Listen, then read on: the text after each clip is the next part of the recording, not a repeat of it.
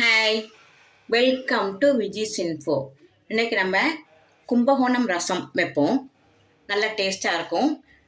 அதுக்கு தேவையான பொருட்கள் 2 ஸ்பூன் தேங்காய் நல்லா திருவி வச்சுருக்கேன், 1/4 ஸ்பூன் ஜீரகம், 1/4 ஸ்பூன் மிளகு, ஒரு 4-5 பல் பூண்டு, கருவேப்பிலை, ஒரு 3 பச்சை மிளகாய், சாம்பார் பொடி 1 ஸ்பூன், நெய் தாளிக்கிறதுக்கு 1 ஸ்பூன், உப்பு தேவைக்கு ஏற்ற மாதிரி, தாளிக்கிறதுக்கு வரமிளகாய், கொஞ்சம் கடுகு, துவரம்பருப்பை நல்ல தண்ணியாக நல்லா வேக வச்சு கொலைய வேக வச்சு தண்ணியாக எடுத்து வச்சுருக்கேன் பாருங்கள். வெறும் தண்ணி தான். ஒரு சின்ன நெல்லிக்காய் அளவு புளியும் 2 தக்காளியும் நல்லா கரைச்சி வச்சுருக்கேன். இவ்வளோதான் நமக்கு தேவையான பொருட்கள். இப்போ நம்ம இந்த பச்சை மிளகாய், தேங்காய், ஜீரகம், மிளகு இதெல்லாம் மிக்ஸியில் நல்லா குறைன்னு அரைச்சிட்டு வந்துடலாம். இப்போ நம்ம அடுப்பில் நல்லா பற்ற வச்சாச்சு. இதில் கொஞ்சம் அந்த புளியும் தக்காளியும் போட்டிருக்கோம்ல, அதை நல்லா கொதிக்கட்டும். நல்லா கொதித்து நல்லா தக்காளியை நல்லா கரைச்சி விட்ருவோம். நல்லா கரைச்சி இப்போ அடுப்பில் வச்சாச்சு. நல்லா கொதிக்கட்டும். நல்லா கொதிக்கட்டும். ரசத்துக்கு நம்ம புளியும் தக்காளி மட்டும் கரைச்சி வச்சுருக்கோம். இப்போ இந்த புளி தண்ணியும் தக்காளி நல்லா ஒரு கொதி வரட்டும், பச்சை வாடை போகட்டும். பச்சை வாடை போன பிறகு நம்ம வேண்டிய ஜாமான்லாம் போட்டுக்கலாம். புளியும் உப்பும் நல்லா கொதிச்சிச்சு பாருங்க. நல்லா பச்சை வாடை போயிடுச்சு. இப்போ நம்ம எடுத்து வச்சுருக்க சாம்பார் பொடியை போட்டுடலாம்.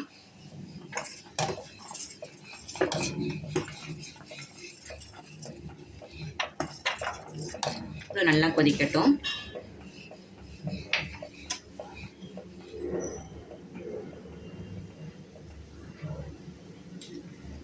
இப்போ நம்ம அரைச்சி வச்சுருக்கோம் இல்லையா, ஜீரகம், பச்சை மிளகாய், பூண்டு, மிளகு எல்லாத்தையும் அரைச்சி வச்சுருக்கோம்ல, தேங்காய் எல்லாம் அதை இது இப்போ போட்டுடலாம்.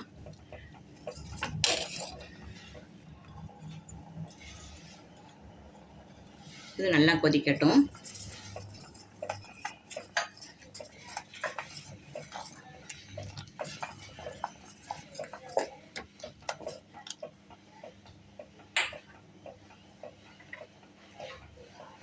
தேவைக்கு உப்பு போட்டுடலாம்.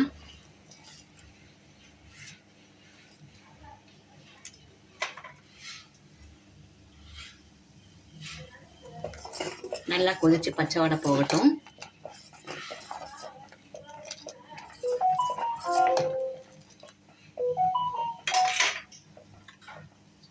ரசம் வாடை பாருங்க, நல்லா கமன்னு வருது.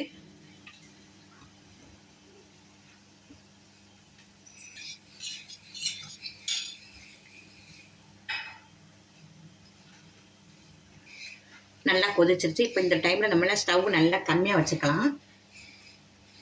நல்லா கம்மியாக வச்சாச்சு. இப்போ நம்ம நல்ல துவரம்பருப்பு நல்லா நைஸாக வேக வச்சு பாருங்கள். வெறும் தண்ணி தான், நல்லா நைஸாகிடுச்சு. கொலன்னு நல்லா தண்ணி நிறைய விட்டு இப்படி கரைச்சிக்குங்க. கரைச்சிட்டு விட்டுறலாம். இப்போ நம்ம ஒரு கிண்டு மட்டும்தான் கிண்டணும். அதுக்கு பிறகு நம்ம கிண்ட வேண்டாம்.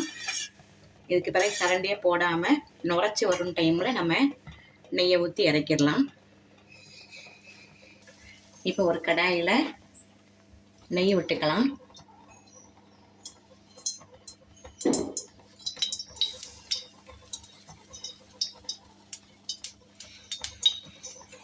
நெய் நல்லா சூடான பிறகு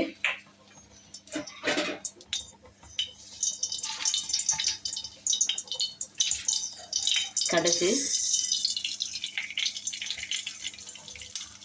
நல்லா வெடிக்கட்டும். நல்லா கடுகு வெடிச்சிருச்சு. இப்போ நம்ம வரமிளகாய் எடுத்து வச்சுருக்கோம்ல, அதை போட்டுருவோம்.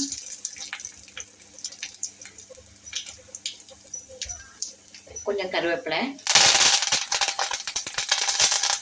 செவ்வா பண்ணிடலாம்.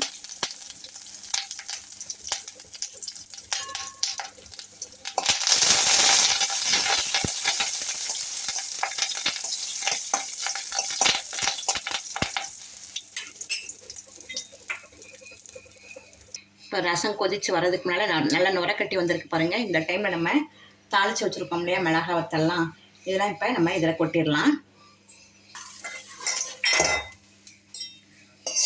நல்லா நெய்யில் தாளித்து வச்சு கொட்டினா தான் நல்லாயிருக்கும், வாசனை நல்லா கமகமன்னு இருக்கும்.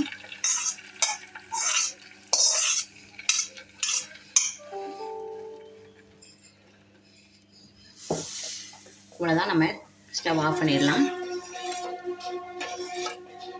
சூப்பரான ரசம் ரெடி ஆயிடுச்சு பாருங்கள். சூப்பரான கும்பகோணம் ரசம் ரெடி ஆயிடுச்சு பாருங்கள். நல்ல ரைஸ், நல்லா குழைய ரைஸ் வேக வச்சு இந்த ரசத்தை போட்டு பருப்பு போட்டு இந்த ஜவ்வரிசி வடகம் வச்சுருக்கேன். இதையும் வச்சு சாப்பிட்டிங்கன்னா ரொம்ப அசத்தலாக இருக்கும். இந்த மழை காலத்தில் இந்த ரசம் வச்சிங்கன்னா நல்லா சளி இருமல் எதுவுமே இல்லாமல் நல்லாயிருக்கும். அது நல்லா குழைய ரசத்தை சாதத்தை வச்சுக்கிட்டு இதை வச்சு சாப்பிட்டு பாருங்கள் எப்படி இருக்குதுன்னு. உங்களுக்கு கமெண்ட் கொடுங்க. இந்த ரசம் பிடிச்சிருந்ததுன்னா லைக் பண்ணுங்கள், ஷேர் பண்ணுங்கள், சப்ஸ்கிரைப் பண்ணுங்கள், பெல் ஐக்கானை தட்டி விடுங்க. மற்றும் ஒரு நல்ல ரெசிபியை உங்களை சந்திக்கிறேன். பாய்.